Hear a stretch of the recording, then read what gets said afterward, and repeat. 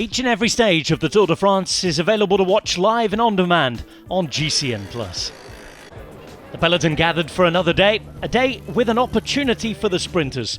The likes of Van der Poel and Alpecin de Koning busy. Jasper Philipsen their main man.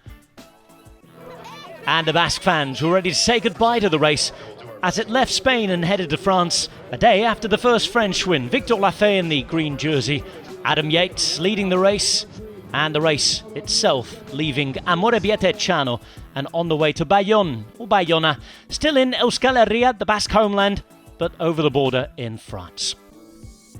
4 categorised climbs to take on, 1 intermediate sprint, and 193.5 kilometres the distance.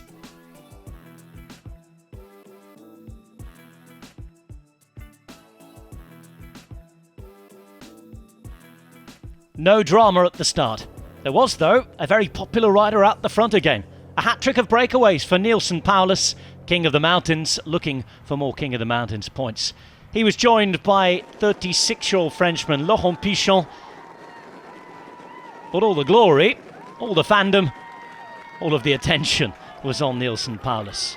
Victor Lafay in the green points jersey was looking for something else. He managed to pick up as many points as he could. Behind in the intermediate sprint, it'll be Mars Pearson quicker than the rest. Lafay would soon be back in the peloton after that quick dart out, and the day would continue as calm as it could be. Neilson Paulus went over the 4th and final climb with maximum points. And he'd soon give a fist bump to his mate in the breakaway and begin to conserve energy after 3 tiring days.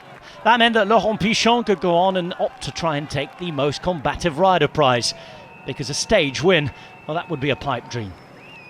Across, leaving Spain and heading into France, through Irún into Hendaye and Nouvelle-Aquitaine. Pichon himself would say goodbye to the breakaway with 37 kilometres remaining. Altogether, and the nerves continuing to build for an expected first sprint finish of this tour. Riders arriving in Bayonne for a big finale. That finale was technical, it was twisty, it was turny, it was very, very competitive. Riders, trains competing everywhere. Mark Cavendish looking to make history with that 35th win perhaps, and he rode fairly well. He'd end up in the top 10, but he would not take the win. That will go to Jasper Philipsen, led out by Mathieu Van der Poel. But he'd have to wait after the finish, because as he came around the final corner, the barriers darted in. Wout van Aert looked like he might have been pushed out the way, but on review, nothing wrong for Jasper Philipsen, who celebrated before being forced to wait. Philipsen beating Phil Bauhaus to the line. Great work from Alpecin de Koning. The nervy wait came because of this. You're supposed to keep your straight sprinting line, but the sprint itself went around the corner. So Philipsen, it could be argued, did. In the end, it seemed the correct decision had been made by the commissaires, despite the long deliberation. So Philipsen winning the stage ahead of Bauhaus, Ewan in 3rd place, Jacobsen 4th, Van Aert in 5th, with Cavendish, Meus, Groenewegen, Pedersen and Kokau in a brilliant top 10. Another day in the yellow jersey for Adam Yates. UAE Emirates having a perfect start. A 6-second lead over teammate Tadej Pogačar and brother Simon Yates, who rides for Jayco Alula. Victor Lafay, despite it being a sprint day, keeping the green jersey. But level on points with Jasper Philipsen, and perhaps another expected sprint day to come on day 4. And day 4 will leave Dax and head to Nogaro.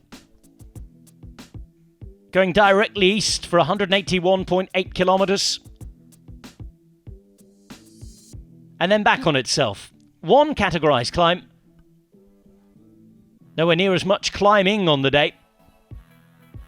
Another interesting and highly competitive finish. And you'll be able to see it all live and on demand by watching GCN+.